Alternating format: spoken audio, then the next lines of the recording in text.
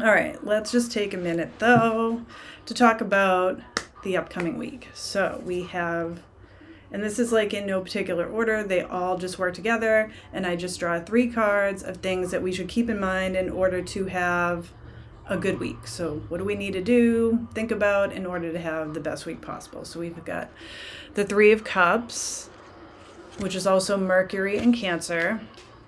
We have the Death card, which features Scorpio at the top. And we have the Knight of Cups, which is the energy of fire and water. So the first main thing coming to mind is that there's a lot of really good energy here. This is like a very like emotional week, but emotional in terms of like an expressive week. This is a really good week to just be very expressive in some way, whether that means you are actually tapping in fully to the 3 of Cups and getting together with people that you enjoy, really engaging with other people, just kind of celebrating life, having positive energy shared with other people, whether that's family, whether that's friends, whether that's colleagues. Maybe it's all of the above. Like maybe one of the things that we just need to think about for the whole week is how can we bring this like celebratory good vibe energy into all of our interactions that we have with other people. That's going to be really helpful. And it's so interesting because we're in Gemini season, and Gemini is ruled by Mercury. And even though Cancer is a water sign, 3 of Cups is Mercury in Cancer. So Cancer itself is a very like, it's kind of like a homey kind of sign. It's very nurturing energy. So it seems like this is really the extra layer here is nurturing our relationships, nurturing ourselves through communication. So this is a good time week, even if you're an introvert, I consider myself more introverted in nature. I try to come across as a little more upbeat and extroverted on the stream to be more entertaining, but I don't know. I'm pretty low key in general. That's not to say that I don't go out of my comfort zone. Like I'm around a lot of other people most of the time, but I do like to just kind of chill, have some time to myself, go for my solo walks and read my books and do my knitting and just have some downtime. But there's something to be said about like nurturing yourself through talking with other people, whether that's in person or maybe you're in a Discord group, or maybe you Zoom with friends who live all around the country, because I do that as well. I've got a group of friends and we live all spread out, and we meet up probably like 4 times a year on Zoom. We have one coming up at the end of June, so I'm looking forward to that. But yeah, just a good time this week to really put relationships and communication to the forefront and just have a good time with people that you like. It's going to make the week so much better if you are collabing with other people or just really focusing on bringing out the best in other people, letting other people bring out the best in you. So that was the key thing that I got from that card right away, which was the first one that I pulled. And the second one is interesting too, because actually all 3 of these cards are interesting to me because they all contain an element of water to some extent. Because Cancer is a water sign, Scorpio is a water sign, and then the Knight of Cups is a combination of fire and water. So we've got this image of the Death card, and I really like this one. Now, I collect decks, but this Death card just really speaks to me a lot. I like that it has the Scorpio right over here, constellation, and then we have the skeleton figure with the scythe.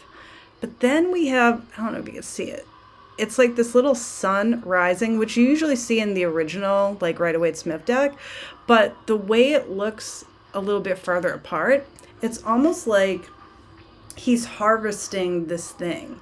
And you can kind of, I like that you can kind of interpret it like 2 different ways, but they both kind of work together. So on the one hand, like Death card is about some kind of ending, some kind of change or metamorphosis, which makes sense because Scorpio is all about like change, but it's also in transformation. like that Phoenix energy. But Scorpio is also about like digging deep and going really deep into something. And the way this image looks to me, you've got this sun rising. So you know that like, even if something is ending, something positive is going to come out of that. But the way this little sun is rising out of the ground, it kind of makes me think of harvesting. Like there's something that has come to fruition in your life, and with your scythe, you have to now harvest it so that you can enjoy it. You can't just like leave it in the ground to rot. You actually have to do something with it. Like now the time is to like eat it and consume it. That was the whole point of you planting it in general, which I kind of feel like these two cards go together in that way, because this could be a good time for celebrating something that you're harvesting. Something that has come to fruition, and now you planted the seed and it grew, but now it needs to change. So it could either be something, and it's whatever applies to you, but these are some possibilities that come to mind. It could be something that you harvested and decided like, actually, this isn't really what I want. This isn't working for me, and you're moving on from that. Or it's something that you harvested and now it's like, okay, now this needs to change in some way because you're just leveling up.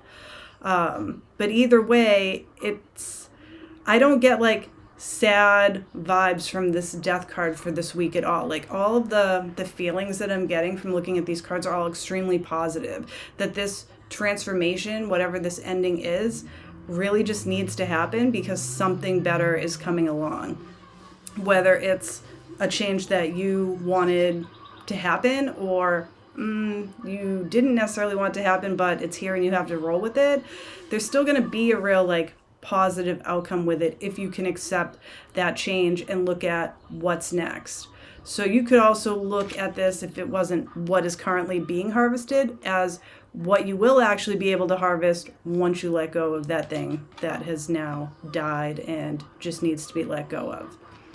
So then, last but not least, we have this Knight of Cups.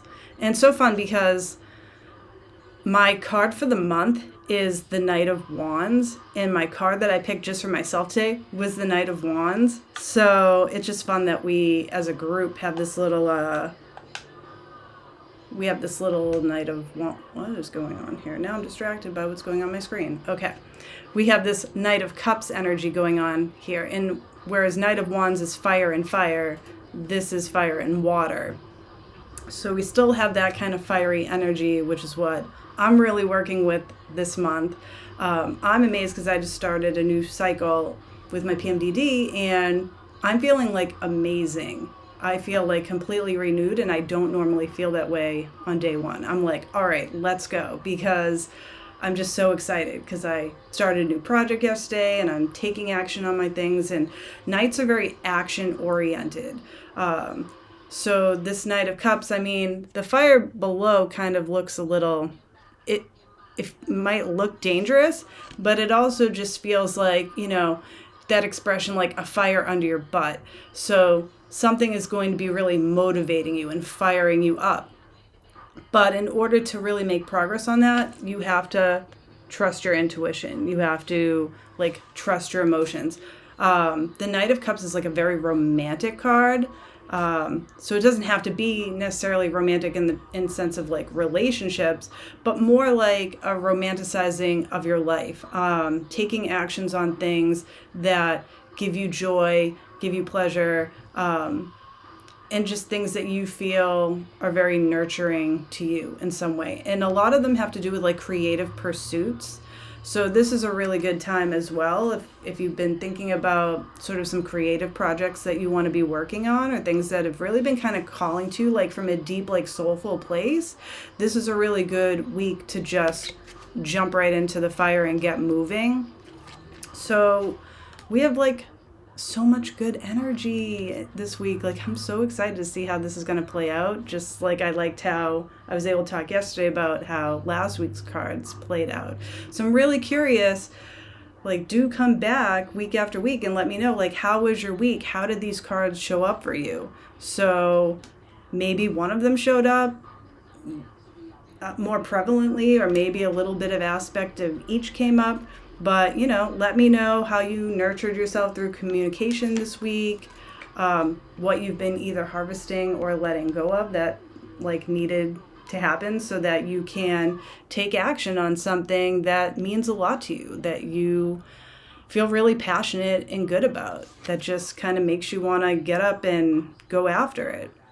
So, I don't know. I'm really excited about this week. And with the sun out too, I'm feeling all that fiery energy, but I'm also feeling in a good, emotional space too, where, I'm ready to just chat with people about what I'm working on. I want to hear from other people about what they're working on, what's going on in their lives, and just, I don't know, and just enjoy life together. That's what it's all about.